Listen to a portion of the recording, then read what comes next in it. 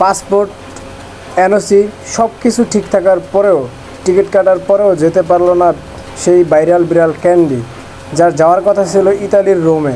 4 বছর ধরে পরিবারের সদস্যের মতো লালন করা বিড়াল ক্যান্ডিকে লাখ টাকা খরচে ইতালি নেওয়া যাওয়ার চেষ্টা করেছিল মুন্সিগঞ্জের স্বপ্নিল হাসান শিথিলের পরিবার।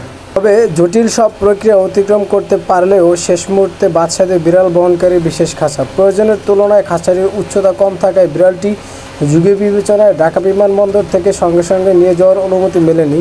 এতেই লাখ টাকা খরচ করেও সঙ্গে করে ক্যান্ডিকে ইতালি নেওয়ার চেষ্টা ব্যর্থ হলো। এ বিষয়ে স্বপ্নিল হাসান শিথিলের সাথে যোগাযোগ করা হলে তিনি বলেন, খাঁচার উচ্চতার কথা বলে বিমানবন্দরে আটকে দেওয়া হয়। অত রাতে পর্যাপ্ত সময় না থাকায় আমরা নতুন খাঁচা কিনতে পারিনি, তাই ক্যান্ডিকে সঙ্গে আনতে পারিনি। ক্যান্ডিকে আমার বোনের কাছে রেখে এসেছি। আগামী জানুয়ারিতে আমার আত্মীয় ক্যান্ডিকে ইতালিতে নিয়ে আসবেন। এদিকে বৃহস্পতিবার ক্যান্ডিকে নিয়ে আসা হয়েছে রিক্তা বেগমের বোনের বাসায়। বোনের মেয়ের তনিকা রহমান রেজা বিড়ালটির পরিচর্যা করছেন। তবে পোষা বিড়ালটির মায়ের আদর পাওয়া রিক্তা বেগম ও তার ছেলে স্বপ্নিল হাসান শিথিলকে খোঁজাখুঁজি করছে, কিন্তু তাদের না পেয়ে অনেকটা মনমরা অবস্থায় রয়েছে ক্যান্ডি।